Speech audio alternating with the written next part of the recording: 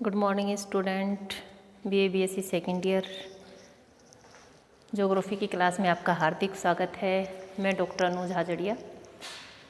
हम बात कर रहे थे बेटा जनजातियों की, सही है। हमने जनजातियों के बारे में पढ़ा था, एस्किमो पढ़ा हमने, अन्य दूसरे पढ़े, मसाई वसाई। अब आज की हमारी जो जनजाति है वो है किर्गिज़। मध्य एशिया के आसपास वाले क्षेत्र में पाई जाती है। देखिए क्या होते हैं, रूस वाला क्षेत्र है, एक तरफ तजाकिस्तान है। यहाँ पर जो किर्गिज़ है वो जनजाति पाई जाती है। इधर तारिन बेसिन है, ऊपर बाल्कस झील है, अरल सागर है, इसके पास ही तुरान का पठार है।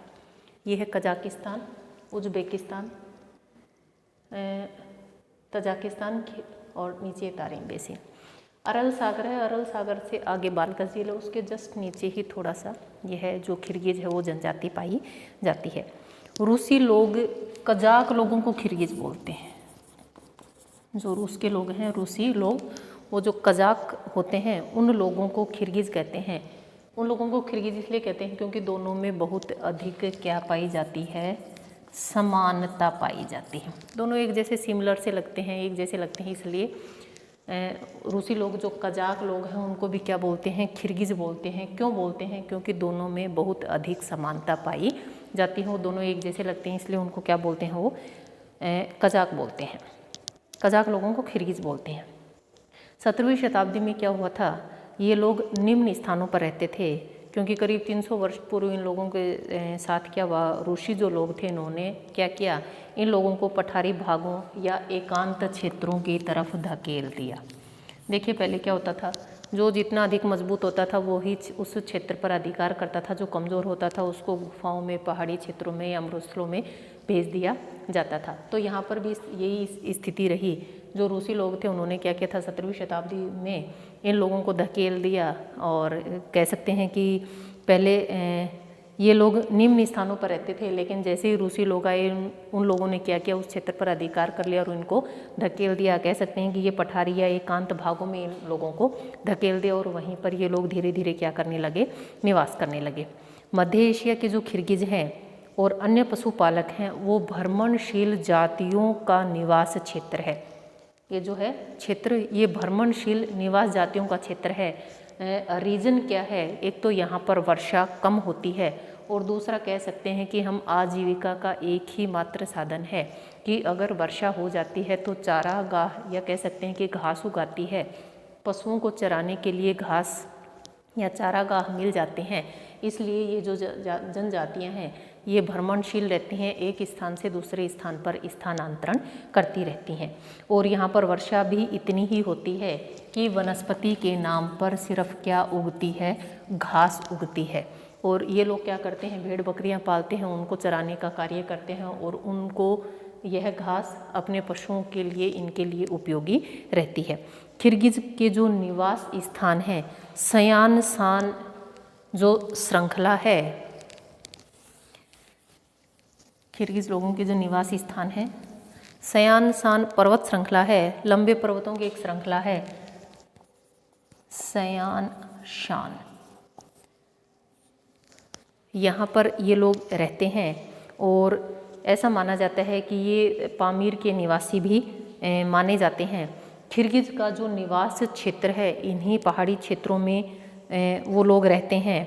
और यहाँ पर क्या होता है कि ये जो सयानसान पर्वत हैं, इन क्षेत्रों में वो या पामीर का जो गांठ है या पामीर का जो कह सकते हैं, वहाँ पर ये लोग निवास करते हैं। इस क्षेत्र में क्या होता है कि ग्रीष्म काल में कुछ वर्षा हो जाती है, घास उगाती है, जिसके माध्यम से ये लोग क्या करते हैं, अपने पशुओं या भेड़ बकरियों को वहाँ पर चरा लेते हैं।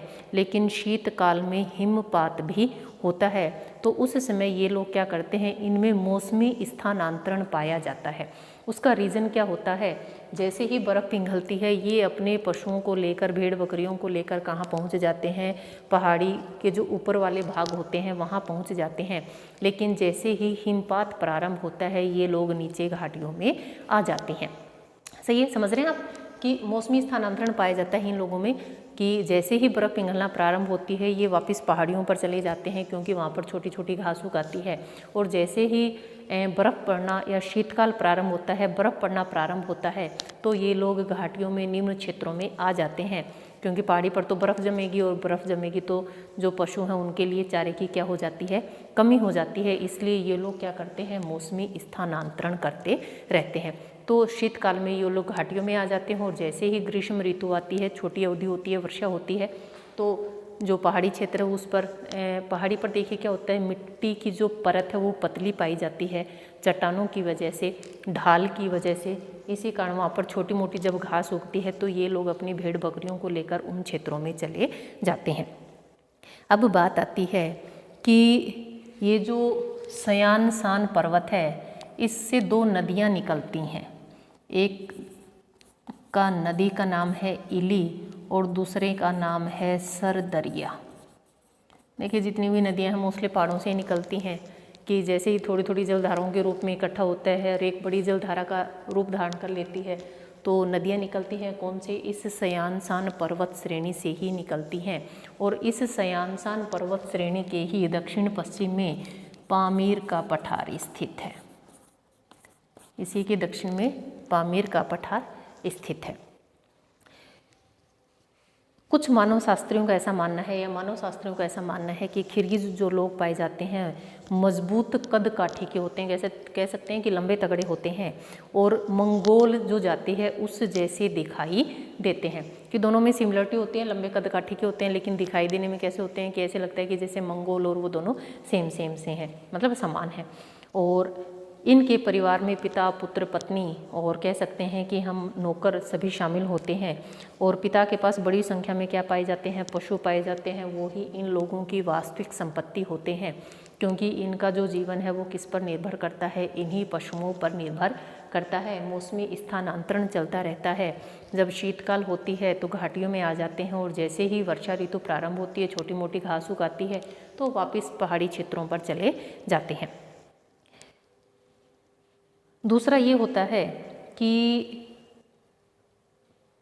जो पिता होता है वह प्रवास का निर्णय कौन लेता है? पिता ही लेता है, कि जैसे ही चारागाह समाप्त हो गए, जल समाप्त हो गया, तो ये लोग एक स्थान से दूसरे स्थान पर चले जाते हैं। तो प्रवास का जो निर्णय है वो भी पिता लेते हैं। और कह सकते हैं कि इनके लिए अपने कुल की मर्यादा सबसे अधिक महत्वपूर्ण स्थान रखती है।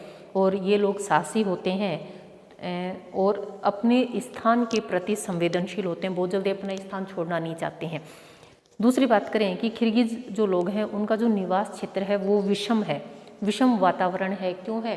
क्योंकि जब शीतकाल पड़ती है तो बर्फ़ पड़ती है और गर्मी पड़ती है तो वो भी तीव्र गर्मी पड़ती है, क्योंकि जो क्षेत्र है वो चट्टानी वाला या बालू मिट्टी वाला इस प्रकार का जो क्षेत्र है, इसलिए वातावरण किस प्रकार का है? विषम वातावरण पाया जाता है। और वर्षा की कमी पाई जाती है, कह सकते हैं कि वर्षा की बहुत कम मात्रा यहाँ पर पाई जाती है। इनके जो सामाजिक दृष्टि से इनके दो वर्ग होते हैं, सामाजिक दृष्टि से इनके दो वर्ग होते हैं। एक वर्ग होता है वाम वर्ग, और दूसरा जो वर्ग होता है उसको बोलते हैं दक्षिणी वर्ग। सामाजिक दृष्टि से दो वर्ग बना दिए, छोटे बड़े। और ऐसा मानना है कि जो छोटा वर्ग होता है, ये दो वर्ग सामाजिक दृष्टिकोण से इन्होंने बनाए हैं। और ये लोग क्या करते हैं, इन दोनों ही वर्गों में जो मुखिया का पद होता है वो वंशानुगत होता है। वंशानुगत का समझते हैं पिता से पुत्र को मिलेगा, जैसे राजा होता था, राजा का पुत्र ही राजा बनता था। तो ये दो वर्ग सामाजिक दृष्टिकोण से दो वर्ग पाए जाते हैं, लेकिन इसमें जो पद होता है, मुखिया का जो पद होता है वो किस प्रकार का होता है? वंशानुगत होता है। और ये लोग क्या करते हैं, जैसे ही मौसम में बदलाव पाया जाता है ऋतु प्रवास कर जाते हैं। ये लोग क्या करते हैं? ऋतु प्रवास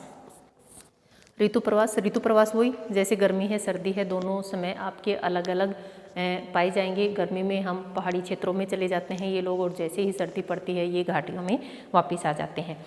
और दूसरा इन्होंने कहा कि ये लोग क्या करते हैं, जैसे ही शिविर लगाते हैं घाटियों में आते हैं तो वहाँ कुछ कृषि भूमि पाई जाती है, और ये लोग क्या करते हैं, भोजन तथा घोड़ों को चारे के लिए घोड़े भी रखते हैं ये लोग। उसके चारे के लिए किसकी व्यवस्था करते हैं? गेहूँ, जो ज्वार आदि उत्पन्न करते हैं।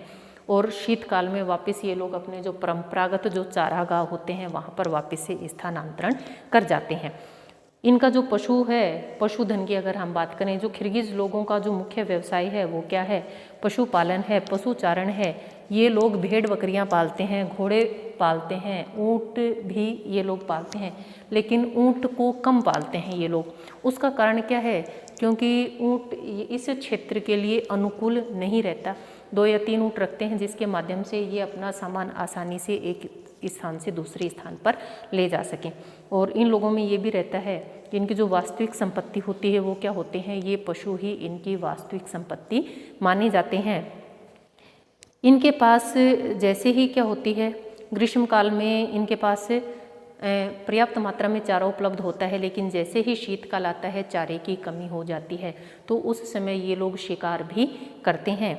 और दूसरा एक चीज़ और बताई कि जो पशुधन से जो भी प्राप्त होता है वो ही इनके भोजन का मुख्य भाग होता है। कभी कभी ये लोग शिकार भी कर लेते हैं। गर्मी में इनके पास भोजन की कमी नहीं होती, लेकिन शीतकाल में कई बार जो चारागाह हैं वो समाप्त हो जाते हैं, तो उस समय ये लोग क्या कर लेते हैं, शिकार भी कर लेते हैं। और यही कारण है कि ये जो किर्गिज लोग हैं वो बहुत अधिक संख्या में पशुओं को नहीं पालते हैं। और ये जो किर्गिज हैं मंगोलियन प्रकार के ऊँट रखते हैं। जो किर्गिज हैं वो किस प्रकार के ऊँट रखते हैं, मंगोलियन प्रकार के ऊँट रखते हैं ये लोग, ताकि अपने सामान को एक स्थान से दूसरे स्थान पर ले जा सकें। ऊँट भी कम ही काम में लेते हैं, या कह सकते हैं कि ऊँटों को भी कम ही पालते हैं। क्यों पालते हैं, क्योंकि विषम स्थितियां हैं, इसलिए ऊँट को कम पालते हैं। 2 या 3 ऊँट सिर्फ जो इनका सामान एक स्थान से दूसरे स्थान पर ढोने में उनका उपयोग करते हैं। या दूसरा हम कह सकते हैं ये लोग याक का उपयोग भी करते हैं, ये लोग याक का उपयोग भी करते हैं और अपना सामान ढोने के लिए, क्योंकि याक यहाँ की जो शीत जलवायु है उसके अनुकूल माना जाता है और विषम धरातल पर बहुत अच्छे से वह अनुकूलन कर लेता है। ऊँट के लिए यहाँ जो भौतिक परिस्थितियाँ हैं वो सही नहीं पाई जाती, लेकिन याक उसके लिए यहाँ पर भौतिक स्थितियाँ बहुत अच्छी पाई जाती है। पर्वतीय ढालों पर, तंग मार्गों पर जो याक होता है आसानी से चल सकता है, और ऊँट तो रेगिस्तान का जहाज है, वो रेगिस्तान में बड़े अच्छे से चल सकता है, इसलिए ये लोग याक को पालने का कार्य भी करते हैं।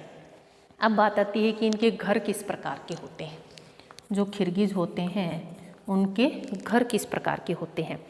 किर्गिज जो लोग होते हैं प्राय तंबू बनाते हैं, गोलाकृति के बनाते हैं, दीवारें लंबाकार होती हैं, छत जो होती है वो गुंबद के आकार की होती है, और एक विलो वृक्ष पाया जाता है। ये लोग क्या करते हैं, उसमें छेद करते हैं और चमड़े की रस्सियों से बांधकर अपने घर का निर्माण करते हैं।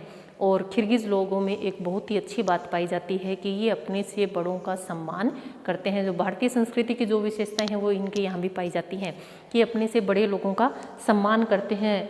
शौर्य, साहस, स्वतंत्र व्यक्तित्व का गौरव, चौकसी, सतर्कता, अपने स्थान के प्रति संवेदनशील, ये सभी गुण इन लोगों में पाए जाते हैं। और आस्था की बात करें तो किर्गिज मुस्लिम वर्ग से संबंधित हैं या मुस्लिम धर्म के अनुयायी हैं, मुस्लिम धर्म को मानने वाले हैं। और किर्गिज लोग हैं वो तंबुओं में रहते हैं, और जो तंबू होते हैं उनको बोलते हैं यूर्त। किर्गिज लोग किस में रहते हैं, तंबू में रहते हैं, और तंबू को क्या बोलते हैं, यूर्त कहा जाता है। और ये जो तंबू होते हैं गोलाकृति के होते हैं, छत किस प्रकार की होती हैं, गुंबदाकार होती हैं, दीवारें लंबाकार होती हैं, और एक ये सिमटने वाली जाली का उपयोग करते हैं। जैसे खिड़की बनाते हैं उसमें एक ऐसी जाली लगाते हैं जिसको समेट देते हैं ये लोग, इस प्रकार से जाली का उपयोग करते हैं। कम से कम 4 फीट की ऊंचाई तक इनके घर होते हैं। अधिक ठंडी तथा खुली जगह पर ये लोग जो तंबू बनाते हैं वो उसमें चमड़े का उपयोग करते हैं। ये लोग क्या करते हैं कि पहाड़ों की तलहटी में पत्थरों से अलग अलग क्षेत्रों पर जिस प्रकार का इनको सामान उपलब्ध होता है उसी प्रकार के ये लोग क्या करते हैं, अपने तंबू बना या अपने निवास स्थान बना लेते हैं।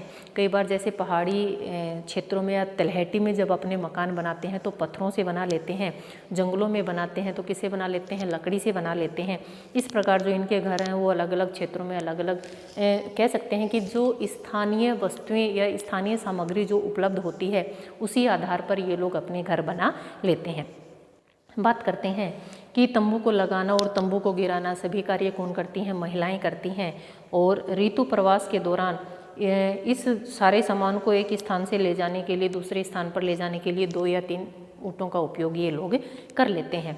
धर्म और आस्था की अगर बात की जाए, मुस्लिम धर्म को मानने वाले ये लोग होते हैं और इनके भोजन, वस्त्र, पहनावा, जीवन शैली पर उन चीज़ों या उस धर्म का प्रभाव देखा जा सकता है। वस्त्र पहने तो मार्केट से, बाज़ार से लेके आते हैं, एक लंबा सा चोगा पहनते हैं ये लोग, और जिसको पहने जाने वाले उस लंबे चोगे को कफ्तान कहते हैं। कफ्तान या कप्तान बोलते हैं, दोनों ही चीज़ें लिखी हुई हैं बुक्स में, कफ्तान भी लिखा हुआ है और कप्तान भी लिखा हुआ है।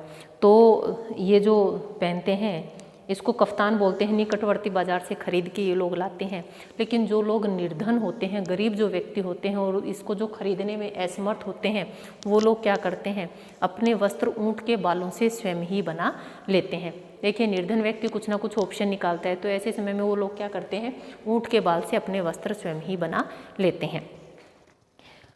ये लोग जब लंबी दूरी तय करते हैं तो पशुओं के झुंड, भोजन सामग्री, तंबू आदि बहुत सारा कुछ ऐसा लेके नहीं चलते हैं, क्योंकि इनका जो जीवन है, या कह सकते हैं कि ऐसे समय में इनसे जो मिलने वाले लोग होते हैं अन्य समूह के, उनकी मेज़बानी या मेहमान नवाजी पर ये लोग निर्भर करते हैं कि एक स्थान से दूसरे स्थान पे जाना है तो बहुत अधिक सामान वगैरह लेके नहीं चलते हैं, क्योंकि एक जो दूसरे समूह होते हैं वो इतनी अच्छी मेहमान नवाजी करते हैं और उस मेहमान नवाजी पर ही ये लोग निर्भर करते हैं। बात करते हैं वस्त्र की। एक लंबा सा चोगा धारण करते हैं जिसको कप्तान या कफ्तान कहते हैं, और टखनों तक एक लंबा गद्देदार कोट होता है, बाहें चौड़ी होती हैं, कॉलर सकरा होता है, उठाव होता है।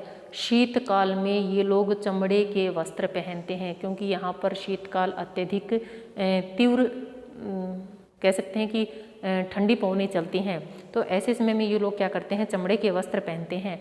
और अगर व्यापार की बात की जाए कि किर्गिज़ लोगों का किस प्रकार का व्यापार है, तो हम बात करेंगे भेड़, खाद्यान्न, ऊन, बर्तन तथा घोड़ों से वस्तु विनिमय करते हैं। बर्तनों का घोड़ों से वस्तु विनिमय करते हैं। वस्तु विनिमय का अर्थ होता है एक वस्तु के बदले दूसरी वस्तु आदान प्रदान। हम मार्केट जाते हैं, पैसे देते हैं, लेकिन पहले जो व्यापार होता था उसमें पैसे नहीं चलते थे, एक वस्तु के बदले दूसरी वस्तु उनको दे दी जाती थी। तो ये लोग आटा, जो कॉफ़ी, चाय आदि भी खरीदते हैं। और इनका जो समाज है उसका परंपरागत जीवन अत्यधिक कठोर पाया जाता है, क्योंकि आज भी ये इस विषम परिस्थिति में अपने आप को जीवित रखे हुए हैं। और ऐसा माना जाता है कि जो किर्गिज़ लोग हैं अपने सीमित संसाधनों का उपयोग करते हैं और विवेकपूर्ण ढंग से आज भी अपना जीवन निर्वाह कर रहे हैं। तो ये इनका सामाजिक जीवन, आर्थिक जीवन सभी प्रकार का हमने उसमें शामिल किया है। मुख्य रूप से 2-4 चीज़ें थी। कप्तान जो एक लंबा सा चोगा पहनते हैं उसको क्या बोलते हैं, कप्तान बोलते हैं। और आप मुझे कमेंट करके बताएंगे कि ये यूर्त क्या होता है, ठीक है। और इसके अलावा हम बात करेंगे, ये हमारे विश्व की जो जनजातियाँ थी वो कंप्लीट हुई। नेक्स्ट क्लास में हम भारत की जनजातियों की बात करेंगे, जिसमें भील है, टोडा है, इन सभी जनजातियों की, संथाल है, इन सभी की हम बात करेंगे कि भारत में कौन कौन सी जनजातियाँ पाई जाती हैं। और किर्गिज़ की अगर बात करें, आप सभी जानते हैं कि पहले ये लोग निम्न क्षेत्रों में रहते थे, लेकिन जैसे ही रूसी लोग आए उन लोगों ने क्या किया, इनको धकेल दिया 17वीं शताब्दी के आसपास, और ये लोग पठारी क्षेत्रों में या पहाड़ी क्षेत्रों की ओर इनको धकेल दिया। जितना जो बलशाली होता था वो आक्रमण करता था और उस क्षेत्र पर अपना अधिकार कर लेता था। तो इन लोगों को भी क्या किया, जो कह सकते हैं कि हम पठारिया, जो पर्वत वाले क्षेत्र हैं उनकी तरफ इनको धकेल दिया गया, भेज दिया गया। तो ये हमारी किर्गिज़ जो जनजाति थी वो आज कंप्लीट होती है, विश्व की जो जनजातियां हैं। और आज का क्वेश्चन है यूर्त क्या है, सही है, कमेंट करके बताएंगे। दूसरा मुझे बताएंगे सामाजिक दृष्टिकोण से जो किर्गिज़ हैं उसमें कितने वर्ग पाए जाते हैं। सामाजिक दृष्टिकोण से जो किर्गिज़ जनजाति है उसमें कितने वर्ग पाए जाते हैं, इसके बारे में आप मुझे बताएंगे। 2 क्वेश्चन है, इसका कमेंट करके आप मुझे रिप्लाई करें। और एक जो स्टूडेंट अपनी प्रेजेंट नहीं दे रहे हैं वो अपनी प्रेजेंट दें, भाई कौन कौन क्लास ले रहा है, ताकि मुझे पता चलता रहे कि हाँ आप लोगों के सामने कोई समस्या तो नहीं है। और कोई भी समस्या आप कमेंट कर सकते हैं मुझे, ठीक है। मिलते हैं नेक्स्ट क्लास में एक नई जनजाति के साथ, लेकिन इस बार हम बात करेंगे भारत की जनजाति की, ठीक है। धन्यवाद।